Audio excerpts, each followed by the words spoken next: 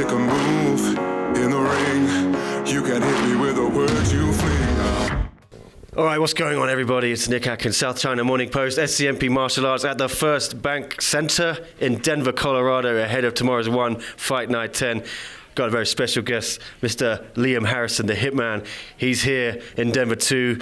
We've been chatting all week about bullshit, basically, but here we're going to talk about some actual interesting things, some fights. But first of all, how you doing, Liam? I'm good. Rehabbing my knee. Rehab's going very well. I'm looking to be back, ready to start a fight camp around end of August, September. Looking to be back in the ring, I reckon October time. Well, is that going to be in England? Because you've called out Jonathan Haggerty, the new bantamweight Muay Thai champion. He wants to fight you as well in England, in the UK. Is this going to be your comeback fight? I'm not sure, to be fair. It depends what Chattery and the One team see it. If that has to be my comeback fight, I am more than willing to let that be my comeback fight. I'd like to have a warm-up first, but if I have to be thrown straight in there, I will happily do that. That is the only fight to make in England, I think, me versus Jonathan. He's been calling me out for years, respectfully. Obviously, now he's got the title. Imagine that as the first show in England, Wembley Arena or the O2, something like that. I think it'd be absolutely amazing and will 100% sell out. Yeah, well, we're breaking new ground here in the US, so why not go to the UK and do it there? But I suggested to you when we were in the hotel, what about the MEN Arena in Manchester? Wouldn't that be good? I'd love it to be up north in the MEN. It's close to my house, but obviously I'm pretty sure John would want it down south. He's the champion. He can call the shots, really. But I'd be happy anywhere in England, just as long as one championship is in the UK. I don't really mind what stadium it had been, to be part of something like that. The first one there, to be main event it against Jonathan for the title. Even though there's been nothing like made concrete or anything yet, like the buzz that the UK fans are getting from just seeing this.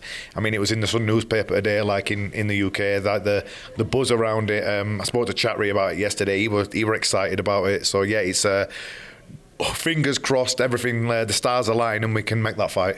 Fingers crossed, indeed. If it doesn't happen, though, anyone else you've got your eye on that might make a good comeback fight for you? I'm not too fussed, to be honest. I just want to get myself back fit, healthy, and just get back in there because I'm jealous watching everyone fighting here today. I had some massive fights lined up. Chattery had spoke about, I meant fighting Pongsari in January.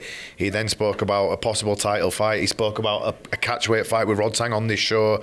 So there were all sorts going on, and then obviously my knee just were, after what Nongo did to it, he was just in no state to get through any of that. So I had to bite the bullet, take the surgery, and now the rehab it's slow, but I'm getting there. And like I say, I'm jealous of watching all this today, but it's making me that hunger even more, want to get myself back in there and get back amongst it. I've got to do a little rewind there. You said a catchweight fight with Rodtang on this card was proposed to you. Yeah, it was, yeah. I don't know if I meant to say it, but I have now. So, yeah, that's what was spoke about. We're going to meet at 140.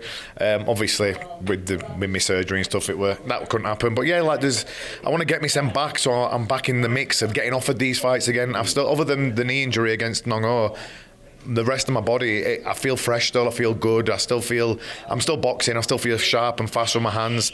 I've been keeping up with my strength and conditioning, so my strength and stuff's still there. I just want to get my knee back working and then get the kicks back flowing and get ready to get back in there. Well, talking of boxing, there was another big fight you were offered and it fell through because of your injury as well. Floyd Mayweather wanted to box you in London, and then you couldn't in the end. It was a very dramatic 24 hours or so. Not even 24 hours, like 1 hour, where it was on and it was off. Just talk us through what happened. We were absolutely crazy. So I was obviously booked in for my surgery in January. But then Floyd Mayweather's team approached and said, listen, we want you to fight Floyd Mayweather. And I'm like, is this for real? And then it was just like a whirlwind 24 hours. I ended up being on FaceTime to Floyd's manager. He was saying, right, here's what's going to happen, blah, blah, blah. And I was like, holy shit. And then I went back home and I'm thinking, hey, has that just happened? And then I started to train for the fight. I messaged Chattery in the team to see if I could get a sign-off, because obviously I thought, with it only being boxing, and I know my knees flopping around my leg basically, but I thought I can surely get through just boxing. As soon as I started trying to move around and do a bit of sparring and stuff, my knee just ballooned up, and I said to my surgeon, I said, well, I better get through this. And he said, listen, you might cause some lasting damage that I can't fix. You might end up needing a knee replacement by the time you're 40. You might end up walking with a limp. Is any of that going to be worth it? I was like, nah, it's not. So unfortunately that didn't happen, but never mind. That's how life goes sometimes. Any chance we might get to see that down the road? Did Floyd's team say, well, when you're fit and healthy, we'll revisit that? Yeah, they actually said if we come back, you'll be first in line. But right now, my priority is getting get back in there and getting back amongst it on the One Championship title contention for now. Yeah, I imagine seeing what Haggerty did to Nongo must have lit a fire inside you, and also a case of what might have been if the injury hadn't happened. Maybe I expect you thought you could have done the same to him. Of course, yeah. To be fair, when I fought Nongo, I thought there would be some point in that where I'll land some heavy punches, and I thought I would knock him out. Obviously, it didn't go that way, and I got my knee blasted into about a million pieces.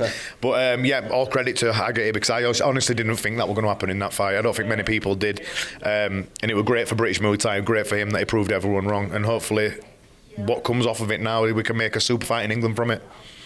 Well, I'd like to see it.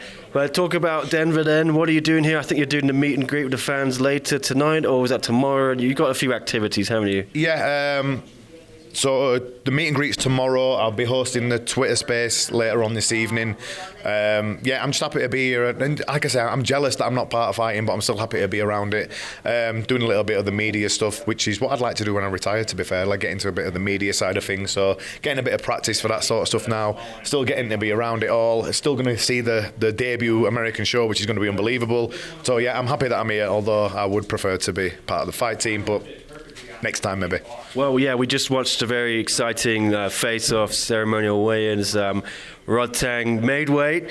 There was some doubts he might do it. What did you think of Rodtang's preparation coming into it? I know he flew in quite late, didn't he? He didn't acclimate.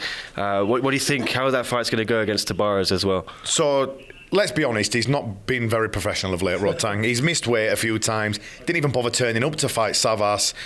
Went and got married when he was meant to fight Superlek and just went, yeah, I'm not fighting. So I were like, is he going to do it again here? Is he like? And obviously Superlek had been flown in as a backup and stuff as well. But he's coming underweight. He's made the hydration first time, so he's clearly put the work in. Being perfectly honest, I don't see Tabares getting out of past round 2. I think he's going to be out of his depth, and he's going to be and I think I can see Rodtang coming wanting to make a statement in front of the American fans. I don't think he'll be playing around, and I think it's going to be like a devastating finish for him. Although I would like to see Tabares do well for himself, I honestly don't see it. Cinco de Mayo, though. Is there some magic in the air? Mexican magic. Yeah, well, I don't think it's going to save him. And you can put all the Mexican magic in there. When you've got the Iron Man, when he's in full force and he's obviously trained hard, there's not many at the weight other than Superlek, who I believe can beat him. Well, what about the everyone's talking about the elevation, Tabares trains and lives in Mexico City, 7,000 feet up, I think. It's even higher than here. Would that be a factor? Rodtang looked pretty tired at the open workouts, and that wasn't very strenuous, It might be, but I just don't see the fight getting into the later stages where it's going to tire him out. Unless it gets him early doors straight away, I think we're going to see an early stoppage, to be honest. Okay. Well, I got you to talk shit about Rodtang, so that's done.